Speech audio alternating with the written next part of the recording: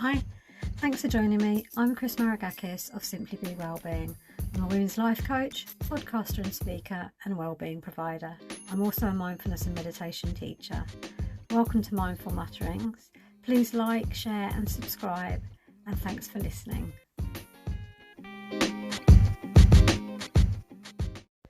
Hi, so this week I'm going to talk about self-sabotage. Now, self-sabotage is something we do to prevent our own success.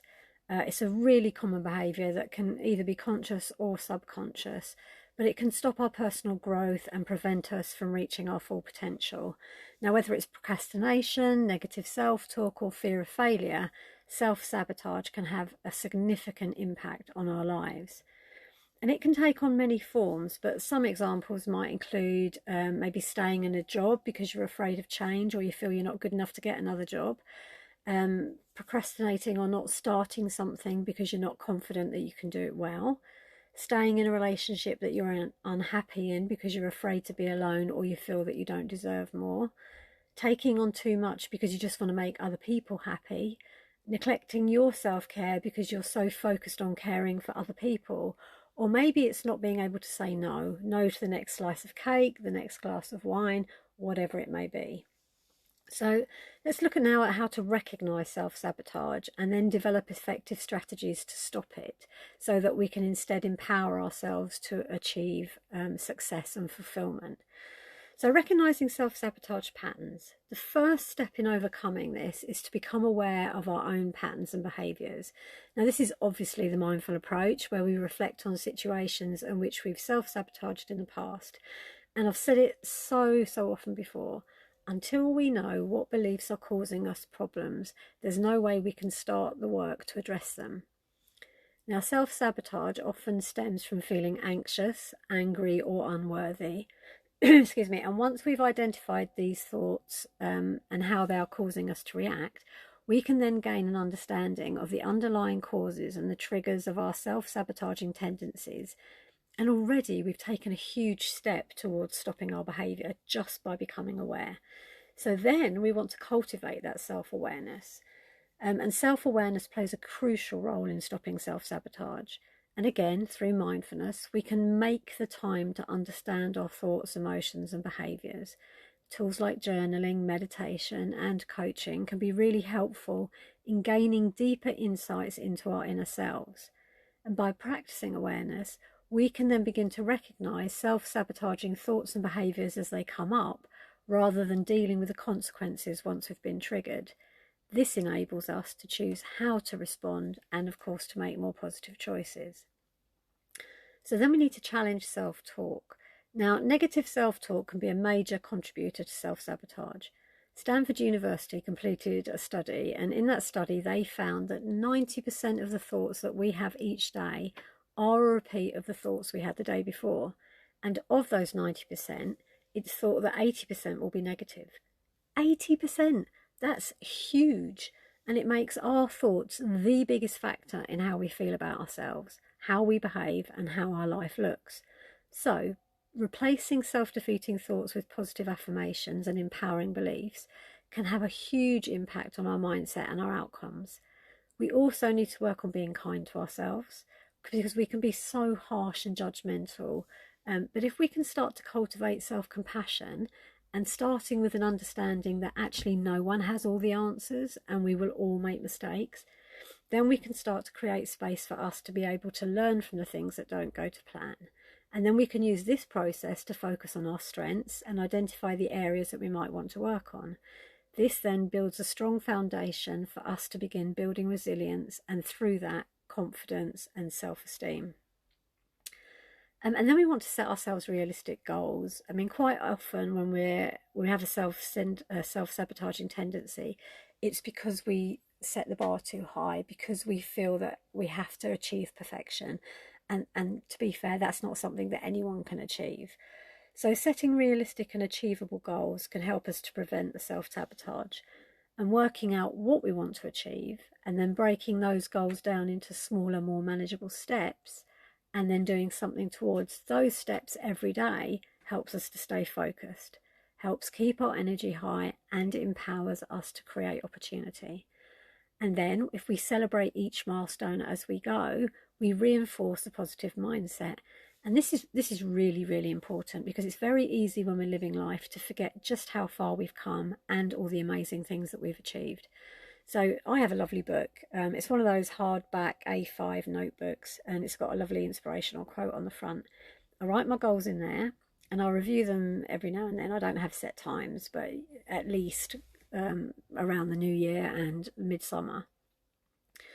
And then I can see what I've achieved, and if I have achieved them, I write thank you over the goal, because obviously we need gratitude. Gratitude is the jackpot of changing a mindset, but also it's a really good reminder of all the things I've done to help myself, so that I can see how far I've come on my journey. And I'm on a journey like everyone else, but then on the days where things aren't going to plan and I might be struggling a little bit, it's a really good motivator to keep me moving forward, you know. And let's be honest, we all have days where it's all going terribly, horrendously wrong.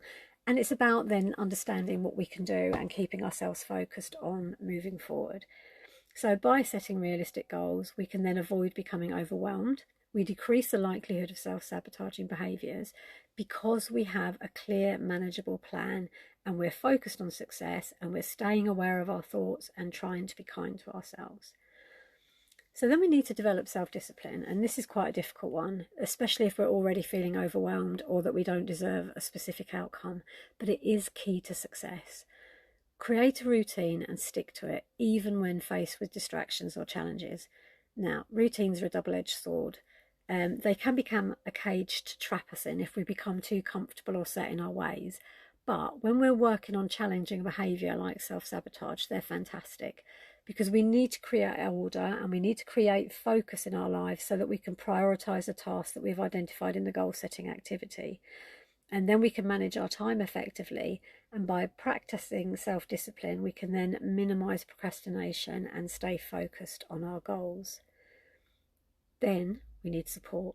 Everybody needs support at some point. So don't be afraid to seek support from friends, family members, or professionals. Asking for help is not failure. It is actually the most empowering thing that we can do for ourselves. And we need to surround ourselves with positive and encouraging people who get us, who understand our journey and want to see us thrive. And we maybe also want to think about joining support groups or working with a coach to address the underlying issues that we may have identified that are contributing to our self-sabotage. Or maybe we can't work out what those underlying ideas are, and that's when we need some professional help. And then one of the hardest things is to embrace what we perceive as failure as actually a learning opportunity. And fear of failure often drives self-sabotage, because we become so scared, or maybe we're even convinced that things won't work out, so we don't try. And depending on how pronounced our self-sabotaging behaviours are, it might be that things are actually going well and starting to work out for us. So we put a spanner in the works so that then it fails and we can manage the fallout because we're comfortable with that. That's familiar to us. We know how to deal with that. It's when things are going right for us that we become really scared and uncomfortable because we haven't had the experience of dealing with success, and that is out of our realm of familiarity. And also, I just want to say that when we start to see failure as a natural part of the learning process, and I really don't like the idea that we discuss it as a failure. I think a reframe of that thought is really helpful, because we don't actually fail at anything. It just didn't go the way we thought it might. And we actually have no way of knowing whether that's a positive or negative thing anyway. It might turn out to be the best thing that happened to us. We just don't feel it at the time. Anyway, we can view setbacks as opportunities for growth and self-improvement. We can learn from the experience. We can then, with reflection, adjust the way we do and think about things, and that helps us to keep moving forward. And by reframing our thoughts around failure or things not going to plan, we can overcome self-sabotage and again build resistance, which obviously builds confidence and self-esteem. So, in conclusion, I guess, to sum it all up, overcoming self-sabotage is a journey, and that journey requires self-reflection, self-compassion, determination and support. And by recognising the self-sabotaging patterns and cultivating self-awareness, challenging our negative self-talk, setting realistic goals, developing self-discipline, seeking support, and embracing failure or the opportunity to learn when things don't go wrong, we can then start to break free from self-sabotaging behaviours, and we can really unlock our true potential. But please remember, change takes time and effort. And if we use a layered approach and do something small consistently over time to change things, these new beliefs and behaviours start layering up until all of a sudden we've got huge change happening, and then we're creating a life filled with growth and success and happiness. So I hope this has made sense. I hope this has helped you to see some ways in which, if you recognise any of these behaviours, you can start to work to address them. Please like, share and subscribe this podcast. And if you have any questions or you think that you might want to start your coaching journey, then you can contact me on simplybe.org.uk. And as always, thank you very much for listening. I hope you'll join me for the next one. Take care.